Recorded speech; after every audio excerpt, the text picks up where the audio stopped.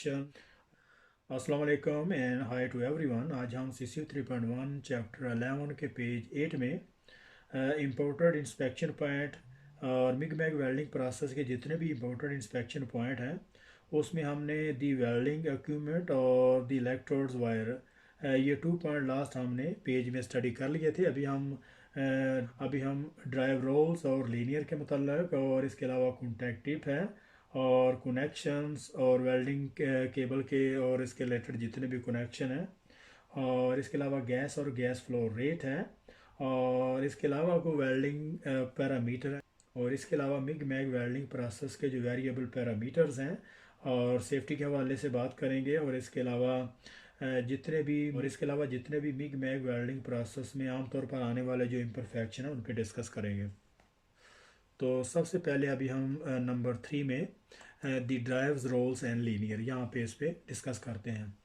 Check the drive rolls are of the correct size for the wire and that the pressure is only hand tight or just sufficient to drive the wire. यहाँ तक इसको check करते हैं और इस चीज़ को check करना कि जो ड्राइव रोल्स का जो साइज़ है क्या वो करेक्ट है वायर के हिसाब से और उसको जस्ट ओनली हैंड टाइट किया हुआ है इसलिए कि वो आसानी से जो फिलर वायर है वो ड्राइव के थ्रू जो सफिशेंट जो है वो ड्राइव हो सके। Any excess pressure will deform the wire to an oval shape और अगर हम उसको ज़्यादा टाइट कर देते हैं तो जो फिलर वायर की जो शेप है वो डिफॉर्म हो जाती है, वो ओवलर शेप में आ जाती है। ओवलर शेप मतलब जिसको हम बेज़वा शक्ल कहते हैं, यानी कि अगर एक साइड से अगर राउंड चीज़ को अगर प्रेस करें तो जिस तरह की शक्ल बनती है आपको अंदाज़ा है। तो इसी तरीके से जो अगर हम ज़्यादा उसको हैंड से ज़्यादा अगर टाइट करते हैं या किसी एडजस्टेबल वगैरह से तो उसकी जो शेप है वो डिफॉर्म हो जाती है। This will make a wire very difficult to drive through the linear and result in arcing in the contact tip and excessive wear of the contact tip and linear. यहाँ तक इसको देखते हैं और अगर हम उसको ज़्यादा टाइट कर देते हैं तो उससे क्या होगा कि उसकी जो वायर है वो डिफ़िकल्ट जो है वो लीनियर के थ्रू ड्राइव होती है, मतलब लीनियर के थ्रू उसको ड्राइव होना डिफ़िकल्ट हो जाता है फिलर वायर को और उसका रिज़ल्ट ये होगा कि जो कॉन्टैक्ट टिप है उसमें आर्किंग पैदा होती है और वो जल्दी टूटने फूटने का शिकार हो जाती है of the contact tip and the linear. और उसका नतीजा ये निकलता है कि जो लीनियर है या कॉन्टैक्ट टिप है उसमें जो है वो आर्किंग पैदा होती है और वो जल्दी टूटने फूटने का शिकार हो जाती है। यहाँ से अभी हम इसको देखते हैं। Check that the back is also correctly tightened to stop over feed of the wire from the inertia of the spool और इस चीज़ को चेक करना कि जो उसकी जो ब्रेक है उसको प्रॉपर तरीके से टाइट करने के बाद और इस चीज़ को चेक करना उसकी जो ब्रेक है वो प्रॉपर तरीके से टाइट हो जाती है, ये ना हो कि वेल्डिंग और इस चीज़ को चेक करना कि उसकी जो ब्रेक है वो प्रॉपर तरीके से टाइट हो जाती है, ये ना हो कि वेल्ड को स्टॉप करने के बाद आर को स्टॉप करने के बाद उसकी जो फिल वायर है वो कंटिन्यू जो है वो ड्राइव होती रहे। यहाँ से अभी हम इसको देखते हैं। Check that the liner is the correct size check that the liner is the correct type and the size for the wire और इसको चेक करना कि जो लीनियर का जो साइज़ है और उसका जो टाइप है वो करेक्ट साइज़ का है। A size of the linear will generally fit of the two sizes wire और एक लीनियर का जो साइज़ है वो फिलर वायर के टू साइजेस को मैनेज करता है, जैसा कि 0.6 और 0.8 है, इसको एक लीनियर में एडजस्ट कर सकते हैं। इसी तरीके से 1.0 और 1.2 को दूसरे साइज़ के लीनियर में एडजस्ट, तो इसी तरीके से इसका जो 1.4 और 1.6 है एक लीनियर में दोनों फिलर वायर को एडजस्ट कर सकते हैं। तो यहाँ पे एक क्वेश्चन भी बनता है कि फिलर वायर का जो साइज़ है मिग मैग फिलर वायर का जो साइज़ है वो स्मॉलर देन 0.05 है या ग्रेटर देन 1.8। तो यहाँ पे बहुत सारे दूसरे भी इसी तरीके से उन्होंने आंसर क्वेश्चन दिए होंगे, तो वहाँ पे आपको जो करना है कि इसका जो लास्ट है यहाँ से इसका जो साइज शुरू होता है वो 0.6 है। तो इसी तरीके से दूसरे भी बहुत सारे आंसर क्वेश्चन इस तरह से घुमा के वो पूछ सकता है। अगर हमने इसको प्रॉपर तरीके से स्टडी किया है तो हम उनको अच्छे तरीके से हैंडल कर सकते हैं। Steel linear are the used for the steel wire and Teflon or neoprene linear for the aluminum wire। और इसके अलावा जो स्टील लीनियर है वो स्टील वायर के लिए यूज़ करते हैं और टेफ्लॉन और न्यूप्रीन लीनियर को एल्युमिनियम की फिलर वायर के लिए इस्तेमाल किया जाता है। तो यहाँ पे क्वेश्चन ये बनता है कि स्टील लीनियर के लिए विच वायर विल बी यूज। तो it will be carbon steel, chrome, aluminiums, and maybe for the steel wire, so it will be answer going to accordingly। तो उसके अलावा इसमें जो एल्युमिनियम की वायर है उसमें टेफ्लॉन और न्यूप्रिन यूज़ किए जाते हैं, और इसके अलावा जो टेफ्लॉन और न्यूप्रिन लीनियर है उसमें एल्युमिनियम वायर को इस्तेमाल किया जाता है। तो नंबर 4 में इसकी जो कॉन्टैक्ट टिप है, जहाँ से लास्ट पॉइंट पे जो फिलो वायर जो है वो ड्राइव होती हुई वेल्ड पूल की तरफ जाती है, उस टॉपिक पे डिस्कस करते हैं। Check that the contact tip is the correct size for the wire being driven. Also check that the amount of the wear frequently. यहाँ तक इसको देखते हैं, और इस चीज़ को चेक करना कि जो कॉन्टैक्ट टिप का साइज़ है वो वायर के साइज़ के मुताबिक है, और इस चीज़ को चेक करना कि जो फिलो वायर है वो प्रॉपर तरीके से वो फ्रीक्वेंटली वहाँ से ड्राइव हो रही है। Any loss of the contact between the wire and contact will reduce the efficiency of the current pickup. और अगर उसमें कुछ भी प्ले है या कुछ उसमें जो कॉन्टैक्ट टिप और फिलर वायर के दरमियान कोई प्रॉपर तरीके से इस दूसरे को टच नहीं हो रही, तो उससे जो इलेक्ट्रोड की जो एफिशिएंसी है वो रिड्यूस होती है नहीं है। और इसके अलावा कॉन्टैक्ट टिप और फिलर वायर अगर आपस में जो है वो टच नहीं हो रही, अगर वो उसका जो कॉन्टैक्ट लॉस है, तो उस वजह से जो करंट पिकअप की जो एफिशिएंसी है वो रिड्यूस होती है।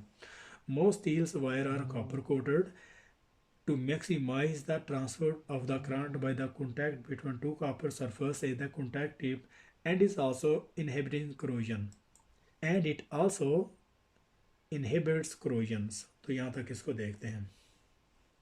और मोस्ट फिलर वायर को कॉपर कोटेड किया जाता है, मोस्ट फिलर वायर को कॉपर कोटेड किया जाता है ताकि उसकी जो करंट पिकअप की जो एफिशिएंसी है उसको इंक्रीज़ किया जा सके। और इस वजह से होता है कि दोनों जो कॉन्टैक्ट टिप है वो भी कॉपर की होती है, जो फिलर वायर है उसको भी कॉपर कोटिंग की जाती है। तो बोथ साइड कॉपर कोटिंग होने की वजह से जो करंट की एफिशिएंसी है वो इंक्रीज़ हो जाती है, और इसके अलावा इसकी जो क्रोजन जो उसमें लगती है उसको कंट्रोल करती है, उसको कम करती है। The contact tip should also be replace Fairlie regularly. और अगर कॉन्टैक्ट टिप कोई डैमेज है या कंटोमिनेटेड है तो वक्फे वक्फे से उसको जो है वो चेंज करते रहेंगे। दी कनेक्शन, यहाँ पे वेल्डिंग इक्विपमेंट के हवाले से और जो उसके जो पैरामीटर्स हैं, अगर उनमें कोई भी कनेक्शन लॉस होता है तो उस पर जो है बात करेंगे। The length of the electric arc in the MIG MAG welding is control by the voltage setting. और मिग मैग वेल्डिंग प्रोसेस में जो वोल्टेज की जो सेटिंग है वो आर्क लेंथ को कंट्रोल करती है। मिग मैग वेल्डिंग प्रोसेस में जो वोल्टेज सेटिंग है ये आर्क लेंथ को कंट्रोल करती है। This is achieved by the using a constant voltage amperage characteristic inside the equipment. और ये इस वजह से होता है कि जब हम कांस्टेंट वोल्टेज एम्परेज जो कैरेक्टरिस्टिक हैं वो यूज़ करते हैं, और ये इस वजह से होता है कि जब हम कांस्टेंट वोल्टेज एम्परेज कैरेक्टरिस्टिक जो है वो यूज़ कर रहे होते हैं, और ये इनसाइड द इक्विपमेंट में इसको जो है इंस्टॉल किया जाता है। यहाँ से अब इसको देखते हैं। Any poor connection in the welding circuit will affect the length, nature and stability of the electric arc, and is thus a major inspection point in this process। यहाँ तक इसको देखते हैं। और अगर वेल्डिंग सर्किट में या उसकी जो केबल्स हैं अगर वहाँ से कोई भी अगर वो कनेक्शन लॉस है तो उसका जो इफेक्ट आर्क लेंथ पे पड़ता है, और उसकी जो स्टेबिलिटी है, उसकी जो स्मूथनेस है इलेक्ट्रिक आर्क की, उस पर बहुत सारा असर पड़ता है। And is this major inspection point in this process. और ये जो है मेजर इंस्पेक्शन पॉइंट है मिग मैग वेल्डिंग प्रोसेस में।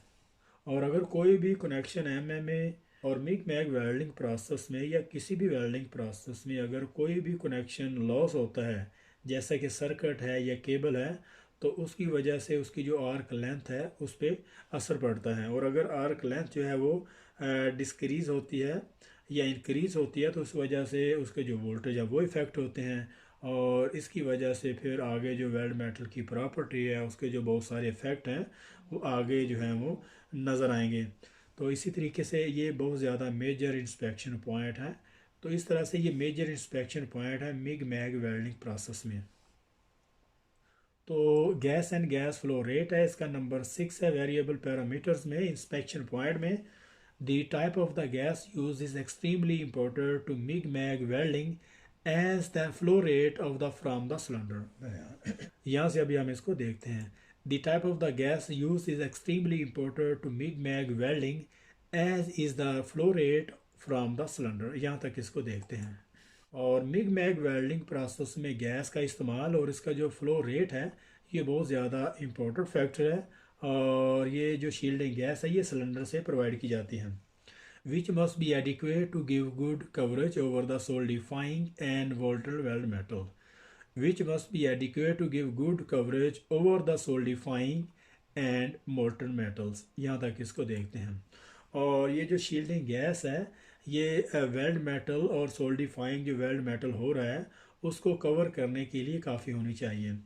Avoiding oxidation and porosity excessive gas flow will create turbulence. और ये जो शील्डिंग गैस है ये सोल्डिफाइंग वेल्ड मेटल और मोल्टन मेटल और इसके अलावा वेल्ड मेटल को ऑक्सीडेशन से बचाने के लिए और इसके अलावा वेल्ड मेटल को पोरोसिटी और ऑक्सीडेशन से बचाने के लिए ये जो गैस कवर है ये काफ़ी होनी चाहिए, एडिक्वेट होनी चाहिए, काफ़ी होनी चाहिए. Excessive gas flow will create turbulence. अगर ये शील्डिंग गैस बहुत ज़्यादा तेज़ है तो वेल्ड मेटल में प्रॉब्लम आ सकती है. तो नंबर 7 में यहाँ पे हम इसको अदर्स वेरिएबल वेल्डिंग पैरामीटर इसको चेक करते हैं. Check should be made for the correct WFS wire feed speed voltage or speed of travels plus all other essential variable of the process given on the approved welding procedure. यहाँ तक इसको देखते हैं. और इसके अलावा जो वायर फीड स्पीड के according to wire feed speed इसका जो वोल्टेज है वो उसको चेक करना और इसकी जो ट्रैवल स्पीड है और इसके अलावा जितने भी एसेंशियल वेरिएबल पैरामीटर हैं उनको चेक करना कि क्या वो अप्रूव्ड वेल्डिंग प्रोसीजर के मुताबिक हैं. तो यहाँ पे एसेंशियल वेरिएबल की बात ये कर रहा है कि जो भी वेरिएबल अगर हम चेंज करते हैं सीधा अफेक्ट वेल्डिंग की प्रॉपर्टी में पड़ता है. यहाँ पे हम एसेंशियल वेरिएबल की बात करते हैं. तो एसेंशियल वेरिएबल वो हैं तो जिसको चेंज करते हैं तो WPQR को जो है वो नए सिरे से अप्रूव कराना होता है. और इसके अलावा नंबर 8 में सेफ्टी चेक्स हैं. Check should be made on the current carrying capacity या duty cycle of the equipment and electrical insulation. और इसके अलावा जो कंडक्टर है जो हमारी केबल्स हैं उनको चेक करना कि वो करंट कैरिंग की कैपेसिटी है और उसका जो ड्यूटी साइकिल है क्या वो सही इस्तेमाल हो रहा है, क्या उन्हीं के मुताबिक हम उनको इस्तेमाल कर रहे हैं. ये ना हो कि कंडक्टर जो कैरी है और इसके अलावा जो उसका जो ड्यूटी साइकिल है उसकी रेंज अलग हो और हम उसको जो है वो कंटिन्यू उसको यूज़ कर रहे हो. तो ये चीज़ें चेक करने वाली हैं. और उसके अलावा इलेक्ट्रिकल की इंसुलेशन है जो भी केबल्स हैं उस पर जो प्लास्टिक कवर होता है उसको चेक करना क्योंकि वो डैमेज तो नहीं है. और उसके अलावा correct extraction system should be use to avoid exposure to ozone and fumes. और उसके अलावा जहाँ पे वेल्डिंग कर रहे हैं उस एरिया को चेक करना कि वहाँ पे कोई फ्यूम्स वगैरह तो नहीं है क्योंकि जो भी बेस मेटल इलेक्ट्रोड जो फिलो वायर हैं जो उसके जो फ्लक्सेस अगर वो मेल्ट हो रहे होते हैं तो जितने भी फ्यूम्स हैं. और इसके अलावा करेक्ट एक्सट्रैक्शन सिस्टम को चेक करना कि जहाँ पे वेल्डिंग का काम हो रहा है वहाँ पे फ्यूम को प्रॉपर तरीके से उसको डिस्चार्ज करना. And use to avoid exposure to ozone and fumes. और क्योंकि इसके बहुत ज़्यादा ये डेंजरस फ्यूम होते हैं. वेल्डिंग जो बेस मेटल है वो भी पिघल रहा होता है. इस तरीके से इलेक्ट्रोड्स हैं और इसके जो फ्लक्सेस हैं तो इस कम्बिनेशन की वजह से बहुत ज़्यादा इसके जो फ्यूम्स हैं वो डेंजर हो जाते हैं और ये सेहत के लिए बहुत ज़्यादा नुकसानदेह हैं. और बात तो मटीरियल इस कदर डेंजर होते हैं कि अगर हम उसको एक लिमिटेड टाइम से ज़्यादा वेल्ड करते हैं तो उनके लिए जान का भी ख़तरा होता है.